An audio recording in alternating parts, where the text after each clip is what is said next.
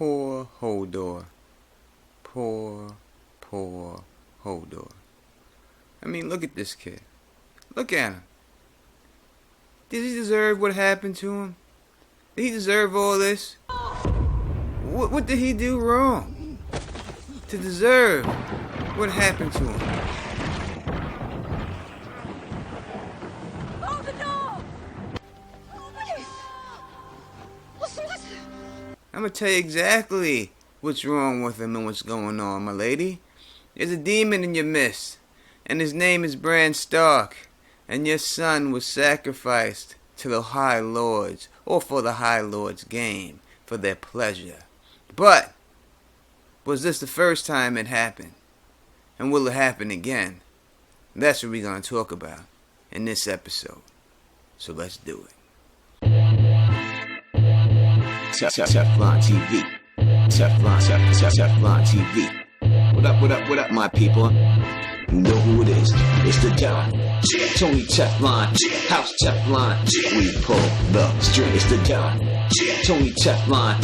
House Teflon. We pull the string. Tragedy that is Hodor, and yes, in my eyes, this is a tragedy. This young man could have been somebody. This young man could have been a contender. But he's got giant's blood. And you've got training. Sounds like a fair match to me. Benji always lifts his chin when he's about to charge. And lowers it when he's going to dodge a lady. This man ain't new to this. He understands fighting. He understands the game. He ain't new to this. Right into the little lords, Willis. You see the wiggle? You see he got the wiggle. He got the wiggle in him. And when you got the wiggle in you like that, right? When you're a big man, you can wiggle like that. He's got light feet. And when he's got light feet, that means the man's got potential. Potential. Come along now. There's no place for you. Ah, Nan, look at the size of him. If he ever learned to fight, he'd be unstoppable. Well, he's never going to learn to fight because he's a stable boy. And even though old Nan has given up on him, I have not given up on him. I think this man with his giant's blood could have been one of the greatest fighters in all of Westeros if he would have been given a chance. And maybe later on in life, he would have been given a chance. But no, he had to be warged and traumatized so bad as a child that he couldn't even speak anymore.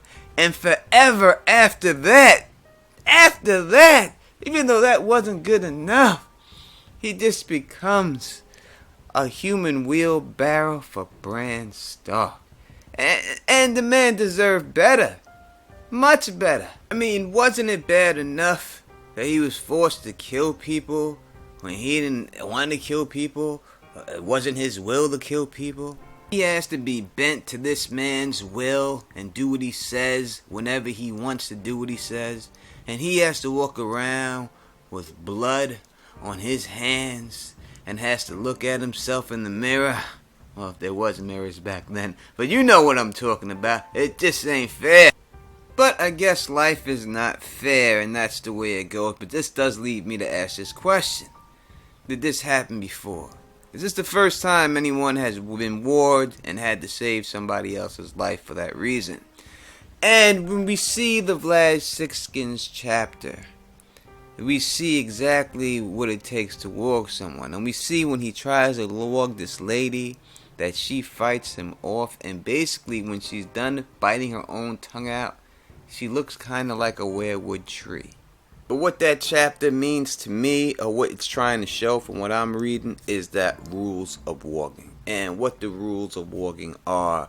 And basically what Hagen's rules of warging are, because that's the ones that we hear. We don't know any other rules, but these are the rules we go by. And I think the biggest rule that we learn here is that people who take the form of other people or take the skins of other human beings, it's an abomination. This is not supposed to be done. This is frowned upon and looked down upon. As we see, Bran does do this anyway multiple times. Now, the fact that this is called an abomination means that this has been done multiple times, many a times, or at least enough times that people know about it to make them hate this method, right?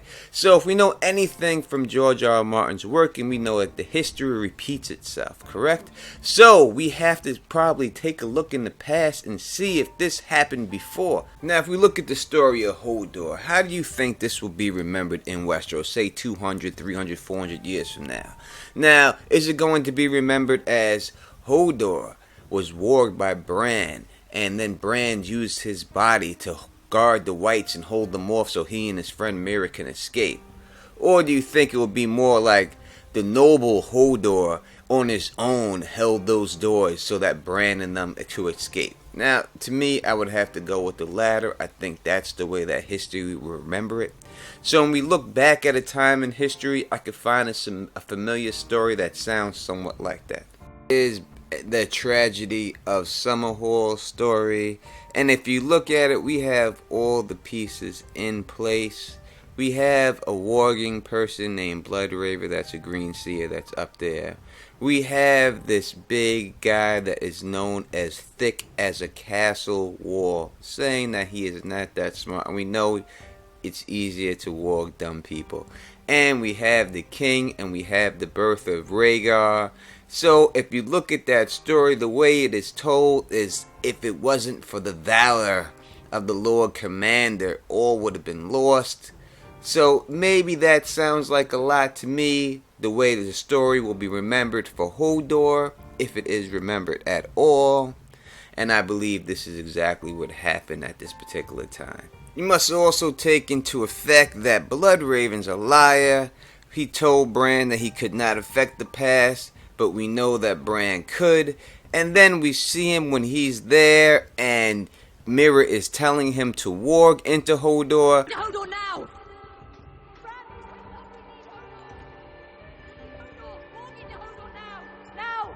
What does Bloodraven say? But listen to your friend, Bran. So how does he know to say that if he never done this himself? How would he know to say that? The only place I see it making sense is the tragedy at Summerhall, which I said in the video I did a little bit ago, so please watch that video I did on Summerhall. But that does leave me to one remaining question before I go, my people.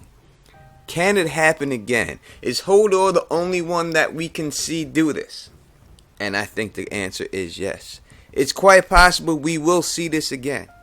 But with who? That person is none other than Sansa Stark. And I can also think of a certain person who's not that smart, who's definitely afraid of fire, that if he happened to save her in this will go down in history as such a great and heroic feat. And that is none other than the Hound Sandor Clegane.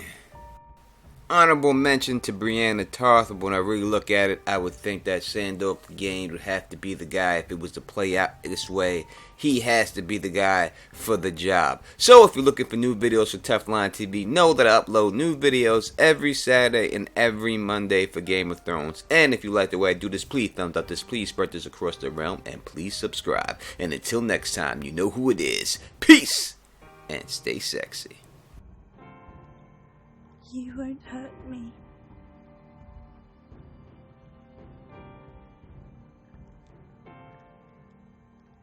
No, little bird, I won't hurt you.